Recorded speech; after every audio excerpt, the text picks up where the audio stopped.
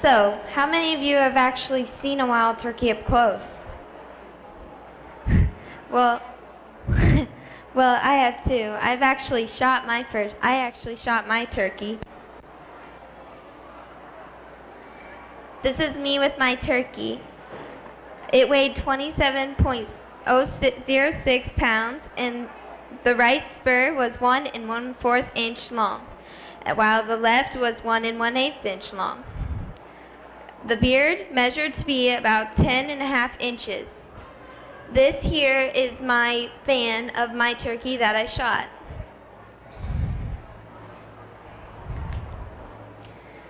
For their diets, as they're young, they eat lots of insects and animal matter so that they can grow larger and get enough protein. Most of a mature turkey's diet is actually 90% of their diet, but it's plant material, which include seeds and fruits and grass. Most wild turkeys actually do eat off of food plots that are just kind of around where they are living.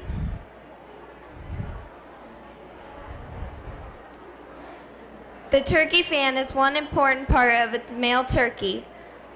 It represents the gender of the turkey, and it's to help cool them off and also make them look pretty.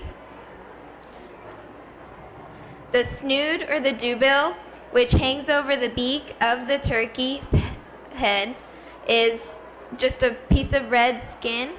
Nobody really knows a use for it. Some people just say it's there to make them look pretty, which, as you can see, they don't. To us, they aren't that pretty. The wattles, which are the red bulbs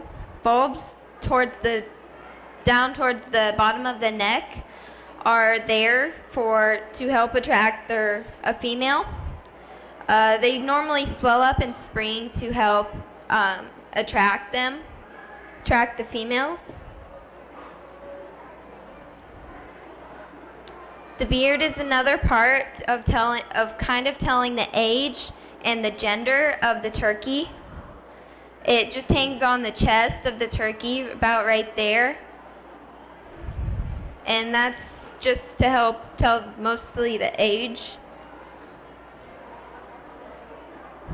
The spurs are another important part of a male turkey. They help to fight for females or territory. They can be about 1/2 inch to 1.5 inches long, and some females actually have been found with spurs, but you won't see many with them.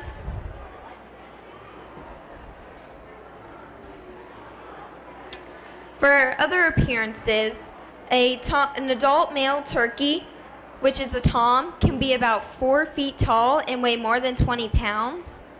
But in the Iowa, Wisconsin, and Missouri areas, they have been found to be up to 25 pounds or larger, which, as you can see by mine was 27 pounds, and it was one of the turkeys that were found around here. The hens are actually the same height as a tom, but they weigh about half as much. And the feathers of a male are like, as you can see, are like this bronze or copper metallic iridescence, and while the females are more of a very dull color. Mostly their head on the female is very dull. It's not as bright. But the wings, if you ever get a chance to look at both a female and a male turkey up close, the wings are normally found to be white and brown on a hen, while on the male they're more found to be black and white. And as I said before, beards are normally found on toms, but there have been times where there was a beard found on a hen turkey, and I actually have seen those before when I went out hunting my first time. It's pretty weird at first. And for the tail, The tail looks like a fan made up of large and small feathers mixed together. And the eastern wild turkey is more found with light brown tips than other turkeys, which are found with different colors like white or black.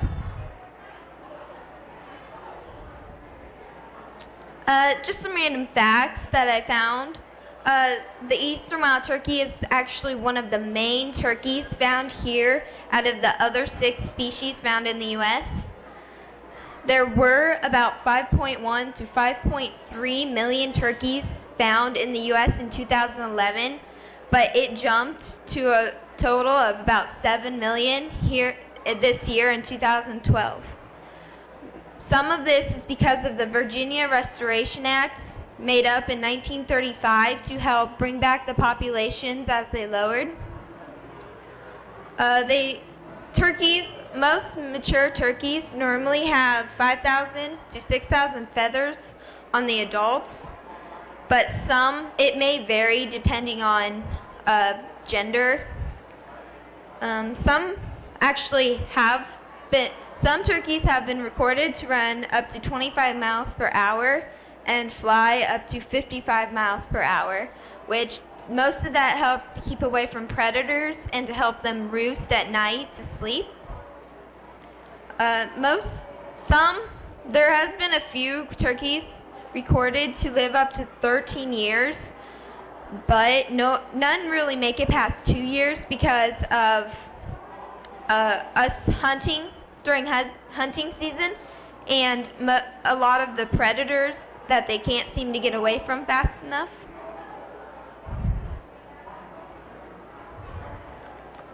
This is actually a map that I found. It was recorded in 2000, and the areas throughout Iowa towards the north and west were very sparse, but as it went south, it grew. It became more abundant in the area. So sometimes certain areas may not have as many as towards the east does. And these are all my sites.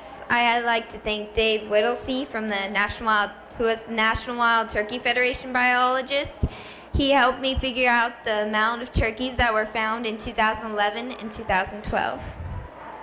And in conclusion, I told you about the diets of a turkey, the appearances of an eastern turkey, and where they are normally found. Any questions or comments? Yes?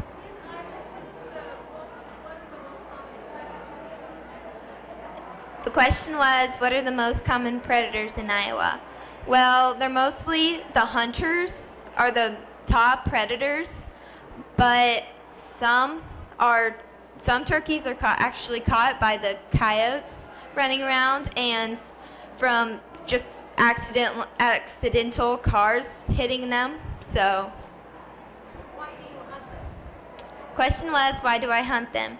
It's to help keep the populations right so that nothing gets off balance and so that it supplies other people for food. Yep, I do eat them actually. What? Yeah, you do dress them. You don't have to pluck all the feathers or tear them all off. It's just very simple actually. You start dressing them like a regular chicken, but then if you want to keep like the certain parts like those, you'd get those off before you did anything, and you sometimes pluck the feathers, yes. Question was, can I compare it to another meat? I don't quite know, so. How can I keep them off my patio? Question was, how do you keep them off your patio? You could probably, I don't know, it just depends on where they're all roaming around your patio, so Is that all the questions? Thank you very much.